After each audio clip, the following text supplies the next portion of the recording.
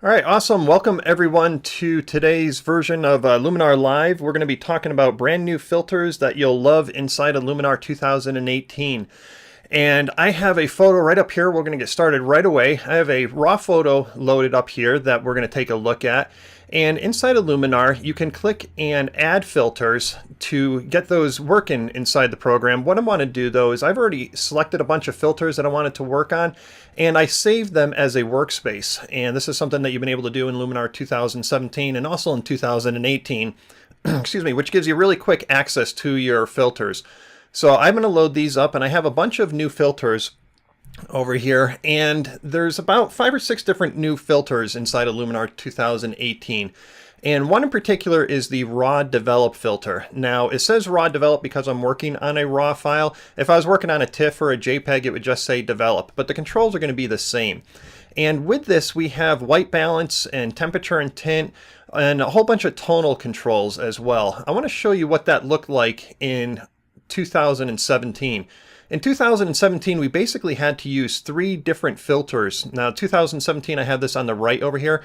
We had to use basically 3 different filters to get all of this that's now inside of one. You see, we had the color temperature, which had our eyedropper and the as shot and daylight settings. We had that in one separate filter. We had clarity in another filter, and then our tone adjustments were in a third filter. This has all been combined into one filter with the exception of the smart tone. Now the smart tone is still in the tone filter. That's still here inside of Luminar 2018. But if you want to use that, you'll have to add that tone filter. Now going through here and working on this photo, I'm just going to do a couple of quick adjustments here. I'll just switch this to daylight balanced. And let's see here. I'll open up my shadows a little and maybe just adjust the clarity just a touch as well too. Now, also inside this raw develop, we have lens corrections, and I know Jim mentioned this a little bit in his video yesterday, where on the lens corrections, I can click on lens and I can adjust any distortion that I had in the lens, especially if I was using like a wide angle lens. I can do chromatic aberration fixes and also de-vignette the edges of my photo if I chose to. Under transform, I can adjust the perspective of the photo. We can see this building here is a little crooked on using the wide angle lens. So I could adjust that by dragging the vertical slider and getting that perspective nice and straight there. And then I can adjust the offset. Let's raise that a little bit and also increase the scale to zoom in and just get rid of those little gray edges that we have over there. And then I've corrected the perspective. Now, this is actually an old building, so I think the building was probably more the issue than the camera lens itself. So I'm just going to reset those adjustments here and get back to the way it was originally. Okay, scrolling on down here, I've added in my workspace the Accent AI filter. Now, this filter isn't new to 2018, but it is relatively new to 2017. It wasn't there in the original Luminar launch, but it was added as a free update. And this thing here, and if you haven't used this before, this is a really cool filter. Again, it's not new here, but what it does is it'll lower your highlights, it'll bring open detail in your shadows, add a little bit of clarity, a little bit of color punch too. Sometimes you can go all the way with this and still get really good results. I'm just going to bring that up just a little bit. And then I'm going to move down here and into the dodging and burning, the dodge and burn tool. I'm going to click on Start Painting to open up these controls here. Now this is inside of Aurora 2018. It was brand new with that version. And now here it is in Luminar 2018. This is one of my favorite filters. And what this allows you to do is lighten and darken specific areas in your photo by using a brush. Now I'll adjust the size of my brush. I'm going to lower that down here. And the strength, it defaults to 50, and I find that that's usually way too much for the work that I'm doing. I want to do subtle adjustments with this brush. So I'm going to lower this strength down to right around 7 or 8. And then I'm going to click on the darken, and I'm going to lower that down to around 7 or 8 as well. Okay, good. Now what I want to do is lighten up this front of the building, and so I'll just start clicking and dragging my mouse around, and each time I click it's going to keep on applying that 8 setting, that 8 strength. So eventually I can get this really nice and bright. I use it as a low setting and keep on clicking and dragging so that I can build up the brightness and so it doesn't look super obvious. If I used a really high strength brush, you'd see the brush edges. So by going with a smaller strength and then just keep on clicking and dragging and painting around here, I can get this barn really nice and bright without it being obvious. I'll click on the darken, and maybe I'll just darken down this corner here, get that a little bit darker, and just by clicking and dragging again. And let's see here, let me hit done, and let's take a look at the difference here. So my amount is at 100 right now. I can lower the strength of that, and look at that big huge difference right there. Doesn't look obvious at all once it's finished, and you can see just how much I did on that. Okay, let's go down here now to Lut Mapping, however you want to pronounce it. This is sort of a new thing for me. I mean, it's a video terminology. Lut, it's let's see, light. Can't forget. I'm drawing a blank as to what it stands for right now. Light luminance lookup tables. Sorry, there we go. Lookup tables. And so what this is this is really mostly a thing for color grading and to give you a really nice professional color grading look.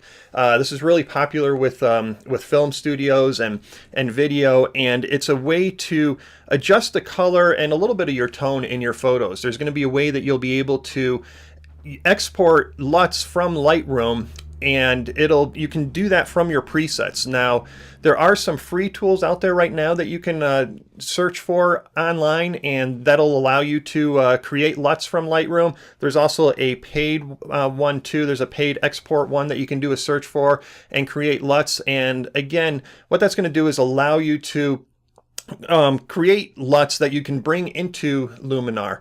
And think of it almost like a preset. Now, there are some things here that it will not do. So LUTs will not be able to deal with shadows and highlights adjustments, clarity, dehaze, and any sharpening, vignetting, and grain that you might have in that preset. So if you have any of those adjustments in your preset, the LUT won't work on that. It's mostly for color grading and for tone adjustments too. So it will definitely pick up settings that are in the HSL inside of Luminar, or I'm sorry, inside of Lightroom, and also the tone curve as well in particular. Now, what I did was I found there's a whole bunch of free LUTs that you can find online. Luminar will be shipping with a couple of them too, I believe. If I click on Load LUT File, I'm going to click on one that I downloaded here, this bourbon, and click on Open. And I'm just taking a look at the notes here. Michael noticed where this photo is from, out in Bannock, Montana. Good guess there. Okay, so I loaded this LUT up, and you can see instantly what this did and changed the tone of this photo. Has a real nice warm feeling to it now, and again, that's part of that color grading that is from this this LUT that I have here. I can adjust the amount, which is the intensity of that. I can add or remove contrast to it, and also increase or decrease the saturation. For this, I'm going to give this sort of an older look, and so I'm going to lower the contrast and lower the saturation just a little bit. Let's go down here now to the matte look. Now this is, they made a filter just for me. How cool is this, huh? The matte look. I wish. Anyways, this thing here, I've been playing around with this filter, and this is really cool because this will give you a little bit of an older look to your photo as well. And I'm going to increase the amount on this, and you can see what it's doing there. It's brightening it up, giving it a little bit more contrast. I'm going to click on Fade. That's going to get rid of, it's going to lower the intensity in my blacks. And let's see here, if I lower the contrast, and let's see, saturation's good. The toning down here, what this is going to do is you have a range and a hue, and what that's going to really affect is the toning, the color, mostly in your shadows, in your darkest areas. You can see as I adjust this hue, what it's doing to the blacks in this doorway here. And the saturation, I think I'll leave this down a little bit. And let's take a look at the before and after on this matte filter. So again, I wanted to go for a sort of a vintage look to this photo, and you know, with the LUT that I added and this matte look, I was really able to achieve that.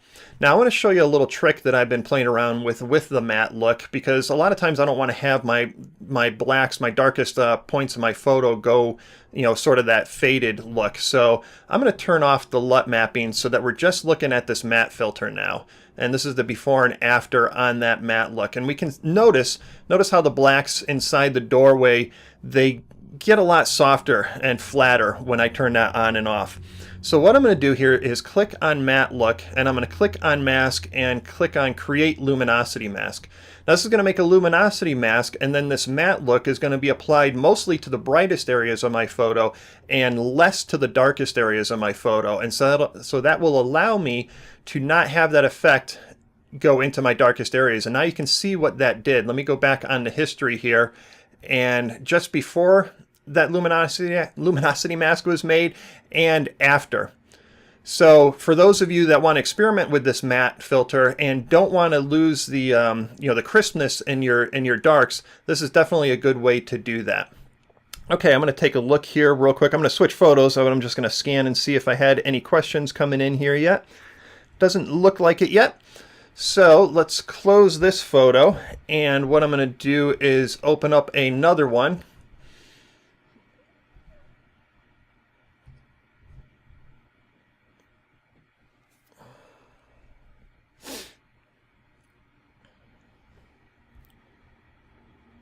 And we'll just wait for this photo to load. This is a raw file here.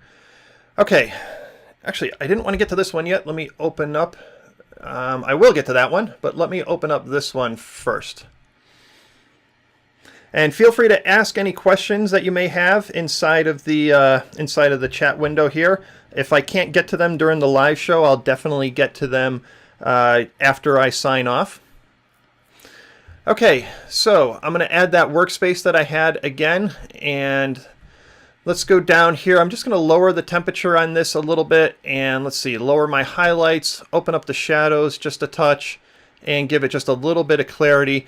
And what I want to do now is show you guys the new Hue Shift Filter. And I'll click on the Hue Shift, and what this does here is it gives me a range, and it's going to adjust the hue based on this slider. So as I go through here, you can see how all the colors, all the hues are shifting. And I'm not finding a whole lot of use for this yet in like a traditional landscape photo if you want to keep that realistic looking.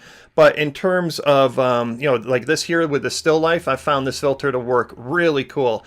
And let's see here, what we'll do as well is let's add a LUT to this, and let me choose this one here, and you can see how this gives it a little bit more contrast, a little bit more punch on that. And I'll lower the contrast on that just a little bit, and let's increase the matte look. So let's increase the amount on the matte look and fade this a little bit, and I'm going to adjust the hue and range on that too, because I want to adjust the color in the darkest areas of my photo.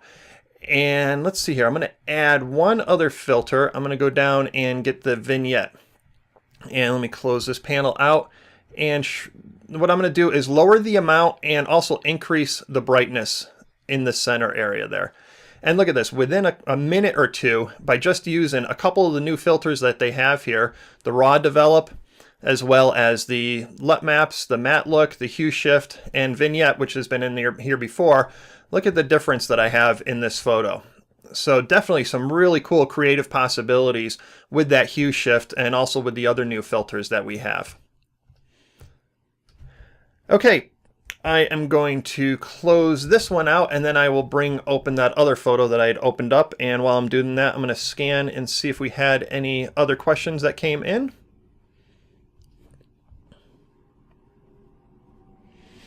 Duncan's asking, what does a luminosity mask do? What that does is it adds a mask based on your luminosity, your luminance values inside the photo. And so in that photo that I did before with the building and everything like that, anything in the dark areas of that photo was not going to come through. So when I applied that mask, I applied it to the matte filter, and anything, when it made that luminosity mask, it changed it in the masking to like a black and white. So in the white areas of that mask where it was the brightest, where the clouds were, that's where the effect was going to be applied the most. And it was going to be then going all the way down to your darkest areas, the darkest shadows where I had it inside the doorway to the building. The mask was preventing that effect from happening inside of there. So it's a really cool way to do some sort of localized adjustments to any of the filters by applying a luminosity mask. And you can apply that to any individual filter at all inside of here, or you can apply it globally to a layer as well. let me open up this here. So if you wanted to apply a luminosity mask to any one of these filters, just click on the filter name and then go down and create luminosity mask. See if there's any other, don't see any other questions here, but yeah, great question, Duncan. Okay, on this last one here, I bet you guys got a feeling on which filter I'm going to be going at right now here. I think you might have actually seen this photo on MacFun's website already, and you've been seeing some demos on this. I'm just going to get this photo looking a little bit better here just to show you. Okay, let me grab that new filter, and that is the sun rays filter. And let's grab that. This filter is really amazing. I've been playing around with this a lot, and I mean, in terms of finding realistic sun rays, this is just unbelievable. So what I did here in the sun rays filter was I clicked on this place sun center button, and then this is going to allow me to drag and move this. And look, I'm going to just move this around real slow as I'm going through all the leaves, you know, and what this thing is doing, it's knowing where those trees are and where the brightness is relative to that. And when I move into areas that are brighter, you'll see more of a sunbeam. If I move into areas where there's just a few leaves that are opening up, look at that, just a couple sunbeams that are showing through here. If I come down here, look at the edging that it does on this dark area here relative to this brighter area. And so I think what you guys saw me do in my photo was I put it right on my sun. Now I already had a little bit of a sunbeam originally from my camera lens, but I wanted to enhance that. So I brought that sunbeam or sun ray filter right up on top there. And then there's all these controls that you have, and there's a ton of controls. So you have controls for the sun rays as well as the sun. You can increase the amount of it, and you can the look. If you bring this look down to a negative value, it's going to do a really nice, give a real nice contrast to the rest of your photo and really make those sun rays stand out. You can increase or decrease the number of sun rays, the length of them, and the warmth. And I think in that photo that I had up there, I added a little bit of warmth. Same thing with the sun. So you can increase the radius of the sun, the glow radius as well, glow amount, and warmth of the sun as well.